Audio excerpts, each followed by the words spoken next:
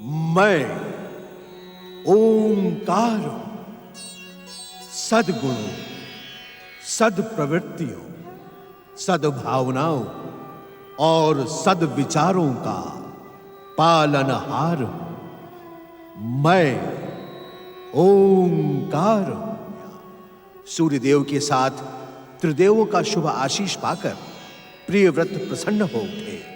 उधर आकाश में एकटक अपने पिता सूर्यदेव को निहारते शनिदेव को देखकर अपने स्वभाव के अनुसार दैत्य सेनापति राहु ने शनिदेव को उत्तेजित करना प्रारंभ किया। दूसरी ओर आकाश मार्ग से ही ग्रह अधिपति भगवान सूर्य अपने 7 घोड़ों के रथ पर सवार चले आ रहे हैं।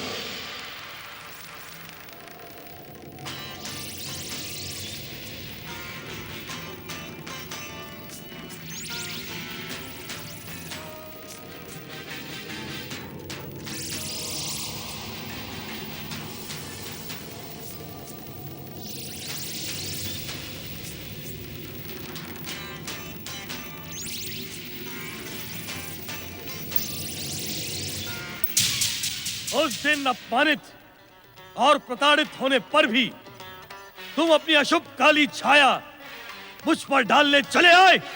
सूर्यदेव सावधान, यदि और कुछ कहा तो परिणाम भयानक होगा।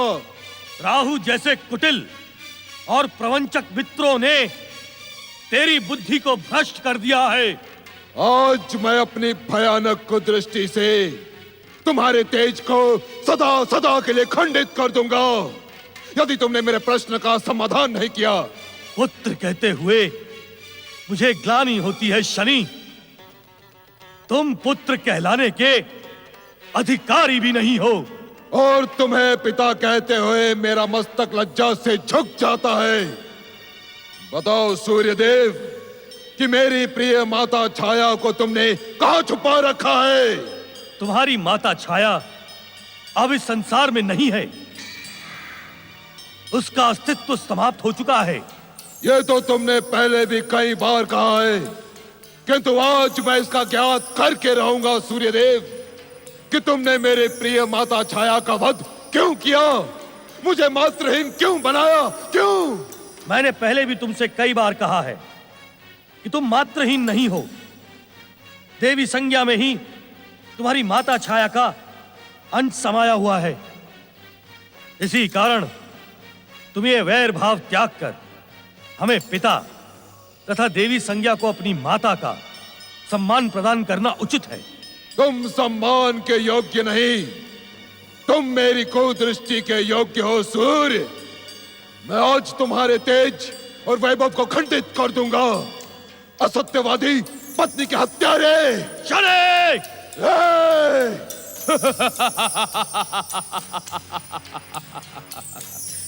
सत्य सदैव विष के समान कड़वा होता है सूर्य। नहीं, यह सत्य नहीं है।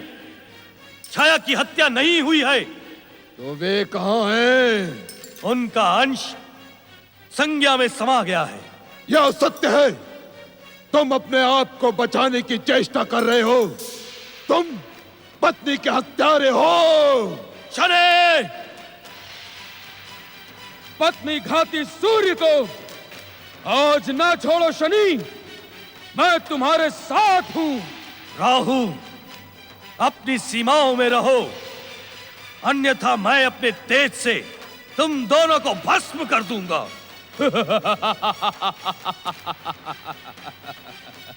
मैं बार बार तुम्हारा ग्रहण करता हूं और तुम निस्तेज होकर रह जाते हो। यदि तुम में शक्ति होती तो मुझे पहले ही भस्म कर देते।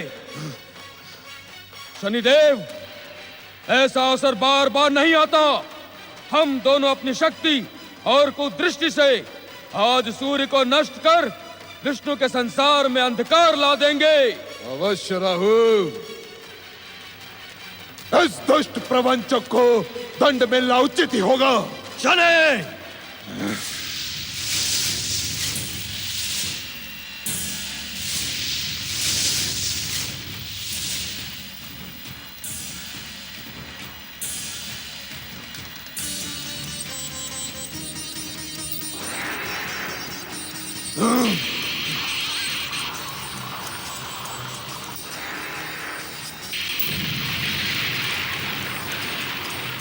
हाँ?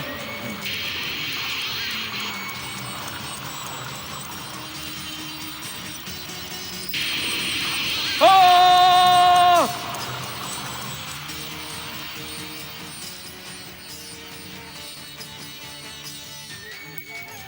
ब्रह्मदेव, अपनी आंखें खोले, अपने ध्यान को विराम दे। सूर्य और शनि के मध्य चल रही शत्रुता को देखकर मेरे मन में एक के बाद एक प्रश्न उठ रहे हैं। मेरे प्रश्नों का समाधान करें स्वामी।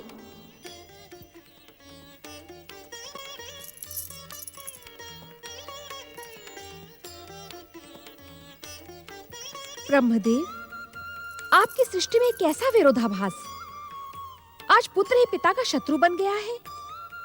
स्वामी, मैं जानना चाहती हूँ कि सूर्य देव के पुत्र होते हुए भी शनिदेव उनसे शत्रुता क्यों रखते हैं। अपने महान तेजस्वी पिता से शनिदेव की इस भयानक बैर का मूल कारण क्या है?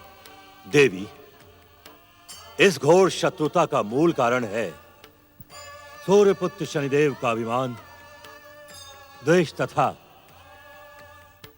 ईर्ष्या भरा स्वभाव, राहु जैसे कुटिल मित्रों का संग साथ एवं एक आधारहीन भ्रम। आधारहीन भ्रम?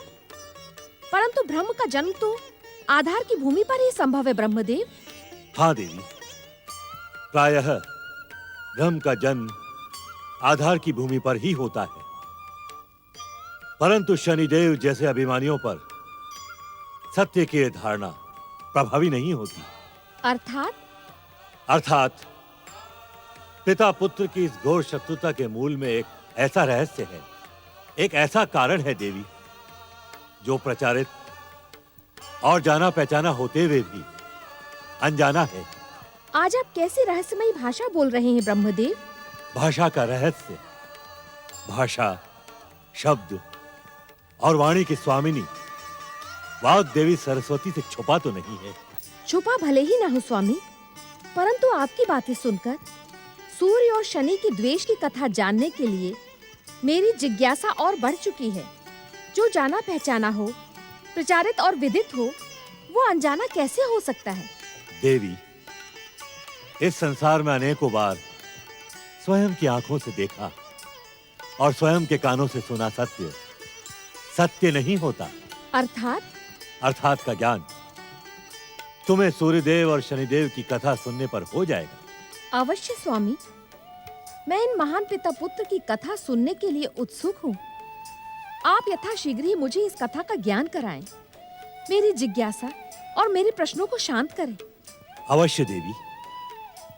जहां एक ओर संसार को अपने प्रचंड तेज से प्रकाशित करने वाले अदिति पुत्र सूर्यदेव हैं, तो दूसरी ओर संसार वासियों के भाग्य अनुसार दंड का विधान रचने वाले शनिदेव हैं।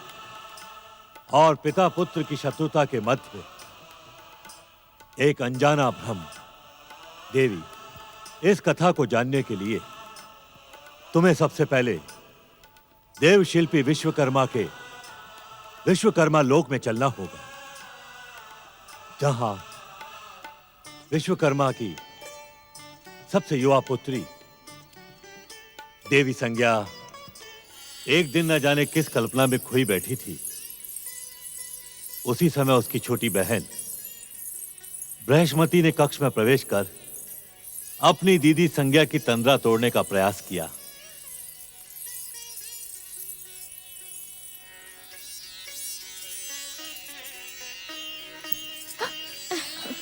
बृहस्पति, तुम? किस कल्पना में खोई हो दीदी? कुछ नहीं। मैं संज्ञा दीदी की छोटी बहन बृहस्पति हूँ। अपनी दीदी के मन की हर बात ज्ञात है मुझे, और दीदी भी अपने मन की बात का रहस्य मेरे सम्मुख ही रखती हैं। किंतु किसी कारण आज दीदी पराया समझ रही हैं मुझे। रहस्य की बात नहीं है बृहस्पति, इस समय मुझे अकेला छोड़ दे। असंभव। जब मैं रूठ जाती हूँ तो क्या मेरी दीदी संज्ञा अकेला छोड़ती है मुझे? हट न कर बृहस्पति। करूंगी करूंगी करूंगी। बताओ ना दीदी, क्या बात है? मुझे ज्ञात है तू ऐसे नहीं मानने वाली। किंतु बहिर्ष्मति, क्या तुझे ज्ञात नहीं कि आजकल राजप्रासाद में हर कोई मेरे विवाह के लिए चिंतित है? मैं तो नहीं हूँ संज्ञा दीदी, क्योंकि विवाह के पश्चात मेरा और मेरी प्रिय दीदी का साथ जो छूट जाएगा ना। परिहास न कर बहिर्ष्मति। इस समय मेरा मन ये सोचकर उद्विग्न है कि वो कौन होगा जिसके साथ मेरे जीवन की डोर बंधेगी। कोई ना कोई तो होगा ही बहिर्ष्मति। किंतु मेरी दीदी का कल्पना पुरुष है कौन? तनिक मुझे भी तो ज्ञात हो। मैं यही सोच रही थी कि मेरा जीवन साथी रूपवान, श्रेष्ठ, तेजस्वी होने के साथ साथ मेरे मन की भावनाओं के प्रति आदर रखने वाला, मुझसे स्नेह करने वाला हो। अरे रे रे रे रे रे रे रे रे, एक साथ इतनी अधिक विशेषताओं वाला पुरुष।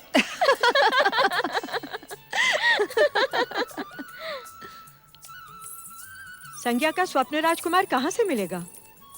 देवी विशुमती, परमपिता ब्रह्मा के आलेख में हर कन्या का भाग्य सुनिश्चित होता है।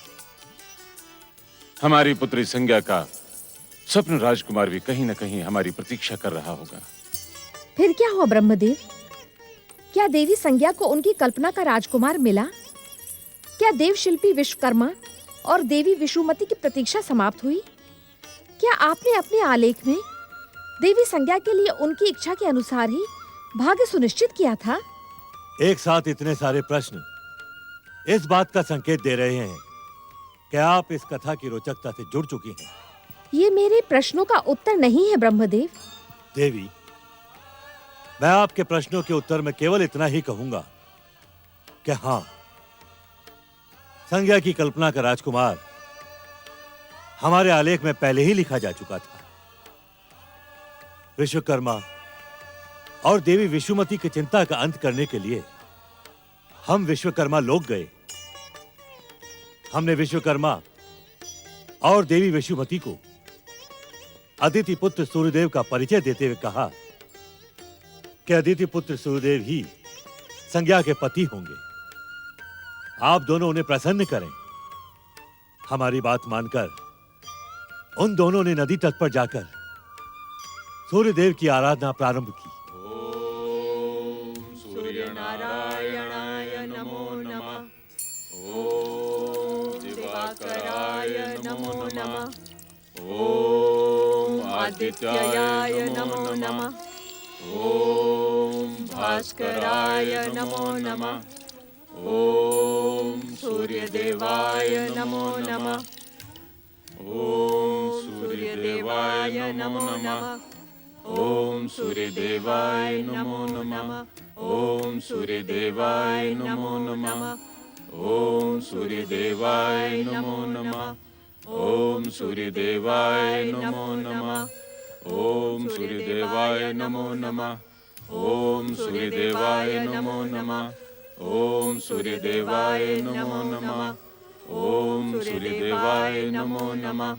ओम सूर्यदेवाय नमो नमः। ओम सूर्यदेवाय नमो नमः। ओम सूर्यदेवाय नमो नमः। ओम सूर्यदेवाय नमो नमः। ओम सूर्यदेवाय नमो नमः। ओम सूर्यदेवाय नमो नमः। ओम सूर्यदेवाय नमो नमः। ओम सूर्यदेवाय नमो नमः। ओम विश्वकर्मा देव, सूर्यदेवाय नमो नमः। देवी विशुमती, सूर्यदेव,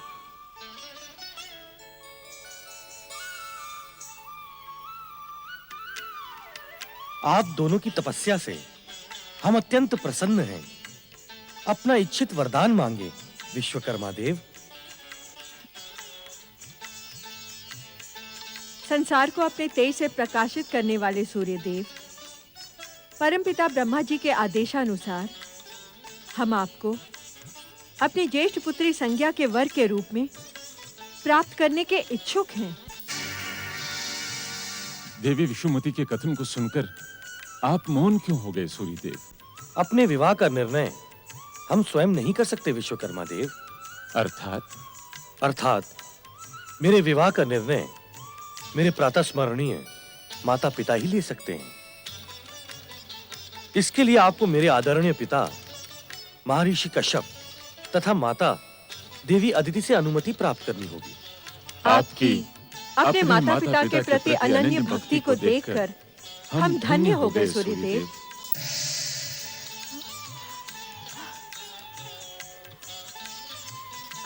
देवी, हमें कश्यप मुनि के आश्रम शीघ्र ही चलना होगा। अवश्य।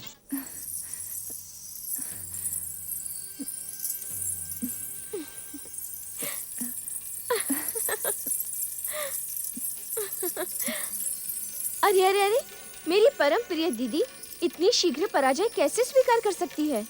परिहास न कर बहिर्ष्मति, इस समय मेरा मन खिन्न है। तुम्हारी खिन्नता का उपचार करने ही तो मैं आई हूँ।